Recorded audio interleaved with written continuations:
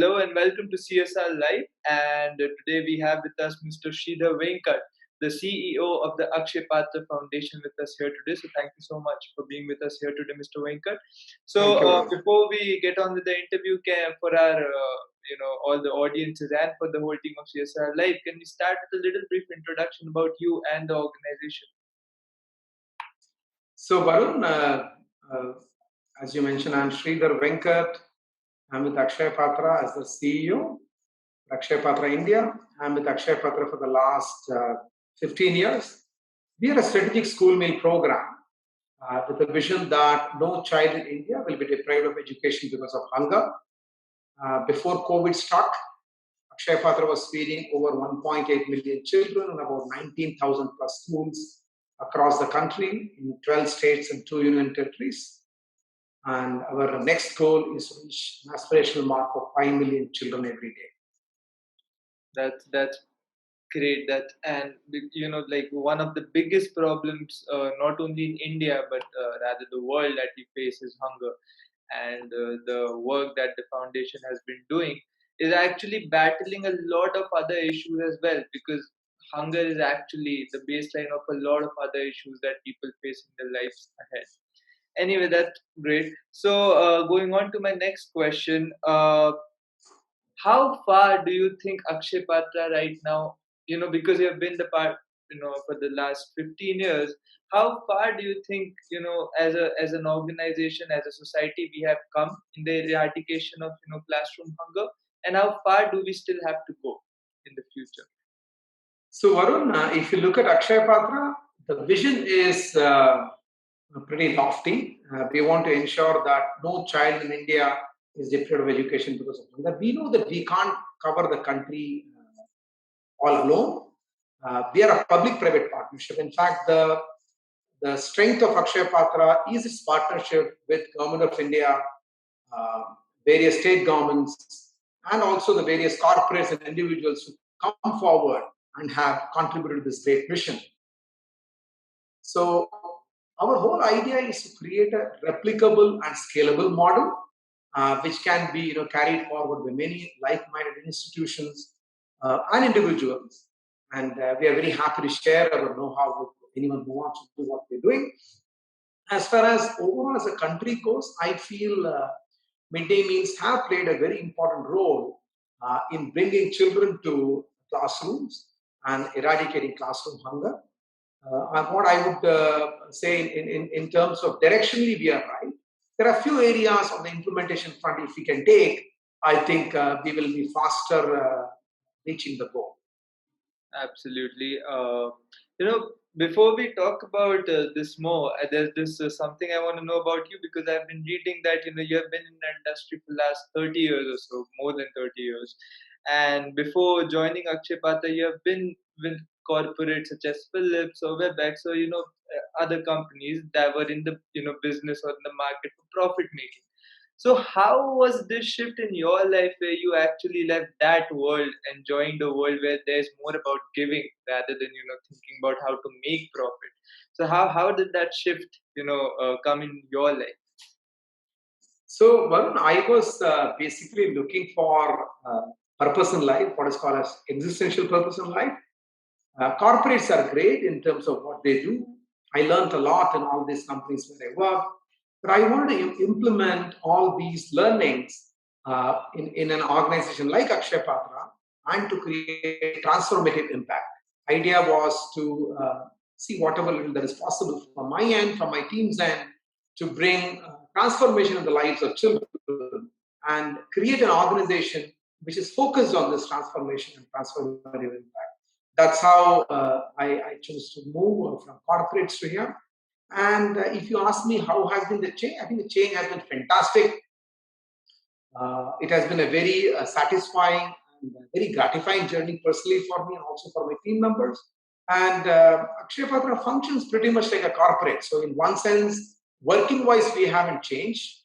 Many good elements of the corporates are brought in Akshay Patra, whether it comes to management style, whether it comes to operational areas, or governance. Many of the good practices of corporates are brought in Akshay Patra. So that way, Working wise, I've not found much difference, but I think from an outcome perspective or an output perspective, it is very, very satisfying. It is like when you have a drama and when you have a film, right? In drama, you can see the impact then and there, right?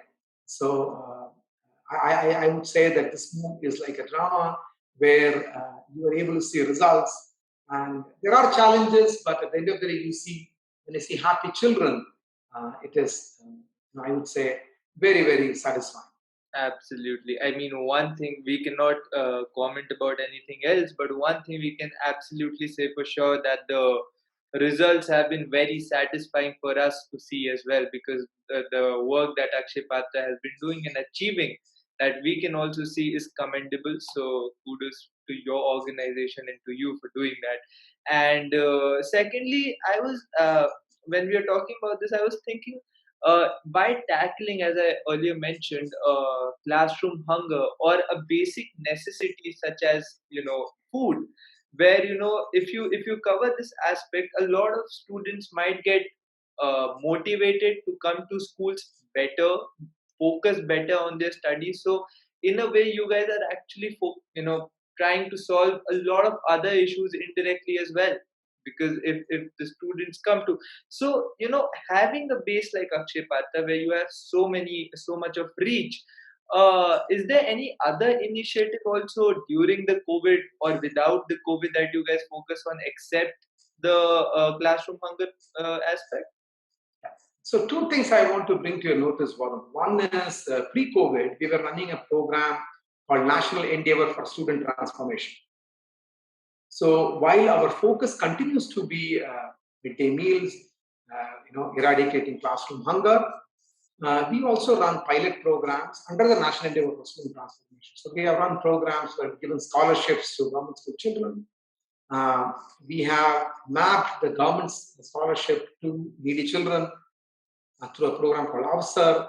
We have done school rejuvenation program where we have taken up schools which were in not so good shape, invested in the infrastructure, and created an infrastructure to attract children to the government schools. For example, creating kitchen gardens, smart classrooms, okay?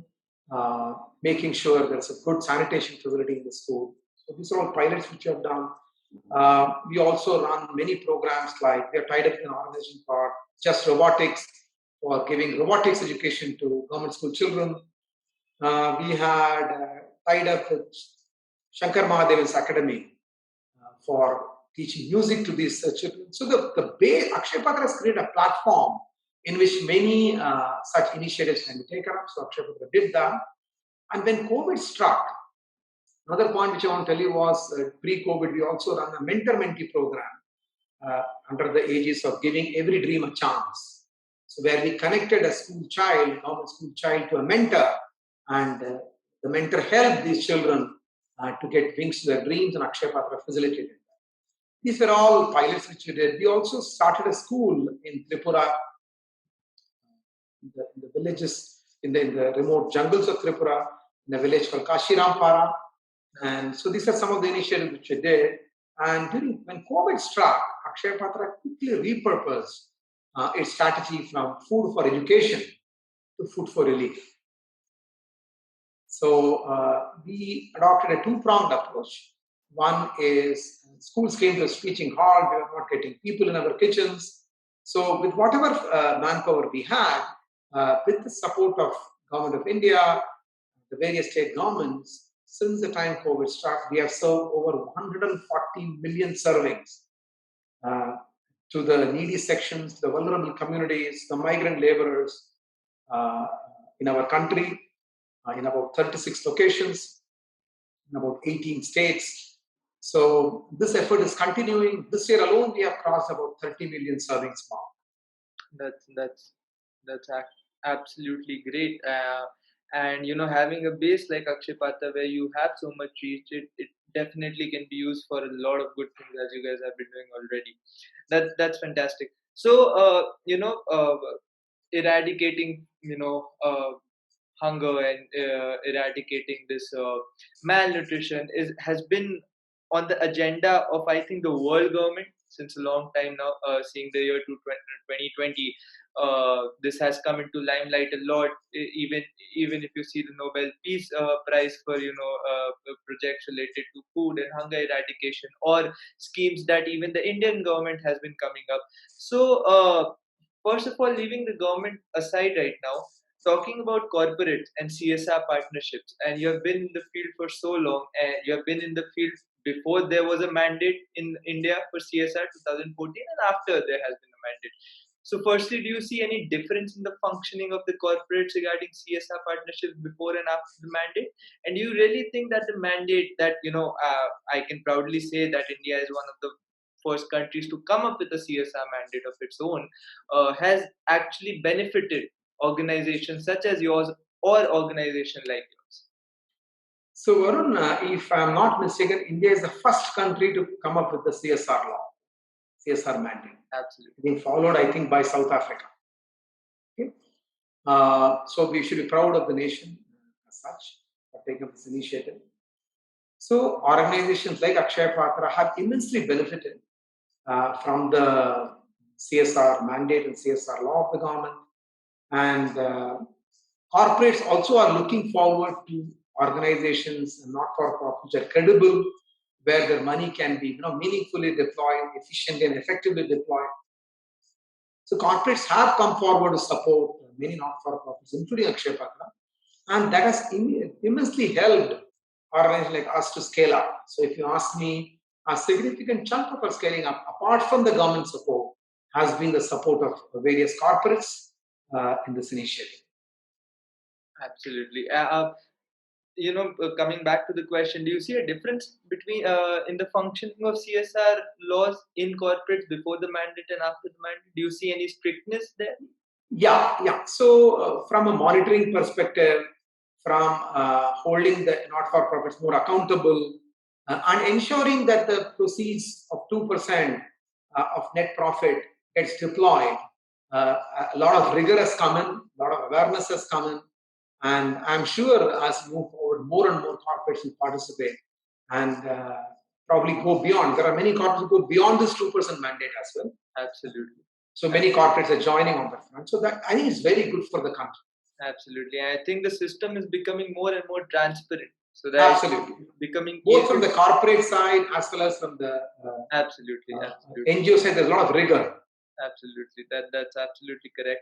So now coming to the government, you have been working with so many state governments, different state governments, and even different central governments for that matter.